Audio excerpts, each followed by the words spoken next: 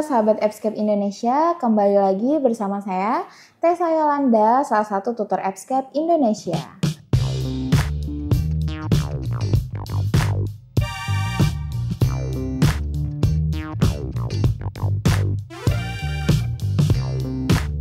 Pada video kali ini, kita akan membahas materi terkait dengan konseling gizi. Daripada penasaran, yuk simak video berikut ini. Apa sih konseling gizi itu?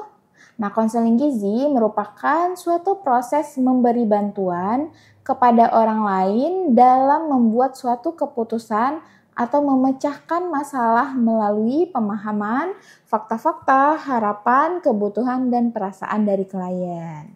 Nah, dalam menjalankan konseling gizi ini ada beberapa langkah ya teman-teman semua.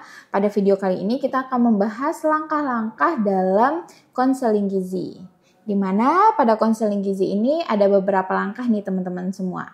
Pertama itu kita membangun dasar-dasar konseling, lalu yang kedua kita menggali permasalahan, yang ketiga adalah menegakkan diagnosis, yang keempat itu adalah rencana intervensi gizi, dan yang kelima itu adalah memperoleh komitmen, serta selanjutnya itu terkait dengan monitoring dan evaluasi. Kita bahas satu-satu. Di sini kita masuk dulu ke membangun dasar-dasar konseling.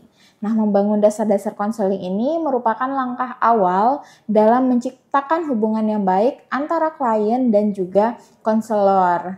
Di mana jika sudah terbentuk hubungan yang baik antara klien dengan konselor, ini merupakan kunci dari langkah berikutnya teman-teman semua. Hubungan yang baik ini berdasarkan dengan hubungan rasa saling terbuka, percaya, dan kejujurannya teman-teman semua.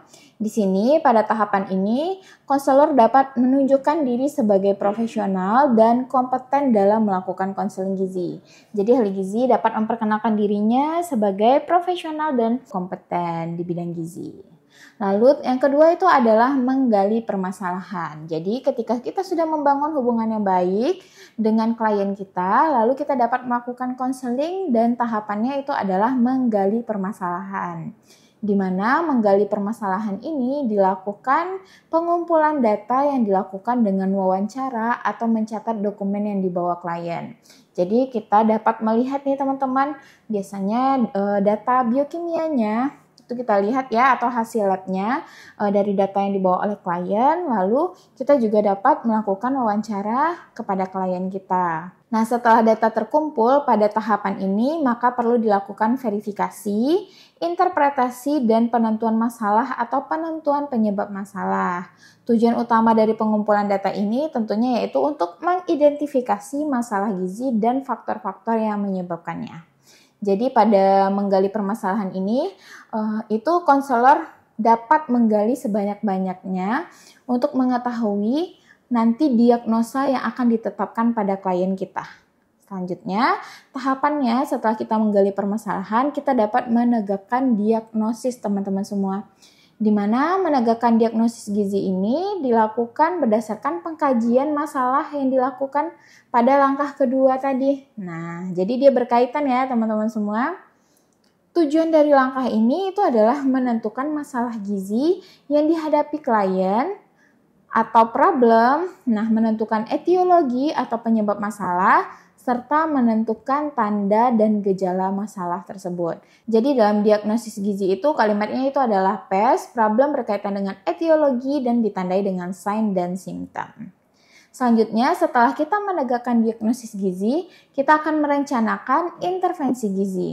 Nah, di mana pada langkah ini konselor perlu mempertimbangkan antara lain identifikasi strategi pemecahan masalah dengan mempertimbangkan masukan dari klien. Nah, ini merupakan langkah awal dalam pemecahan masalah, yaitu menentukan kebutuhan energi dan zat gizi lainnya serta menetapkan preskripsi dietnya. Lalu hal lain yang perlu diperhatikan pada tahapan ini adalah membuat alternatif pemecahan masalah. Itu ya teman-teman untuk rencana intervensi gizi. Nah, setelah rencana intervensi gizi ini sudah kita tentukan, lalu kita akan memperoleh komitmen dari klien teman-teman semua.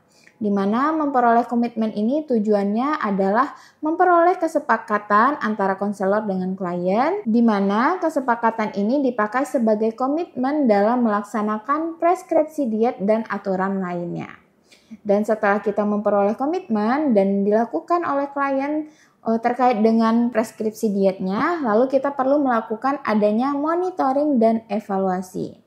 Di mana tujuan dari monitoring dan evaluasi ini adalah mengetahui pelaksanaan intervensi sesuai komitmen dan mengetahui tingkat keberhasilan dari konseling. Nah, untuk menentukan tujuan tadi, kita perlu melakukan diskusi dan menanyakan tentang pelaksanaan intervensi, meliputi keberhasilan konseling, faktor penghambat, dan pendorong dalam melaksanakan diet yang dianjurkan. Nah, itu dia tadi langkah-langkah dalam melaksanakan konseling gizi ya teman-teman semua. Terima kasih sudah menonton video ini. Jangan lupa untuk like, komen, dan subscribe channel YouTube Abscape Indonesia. Dan sampai bertemu di video-video selanjutnya.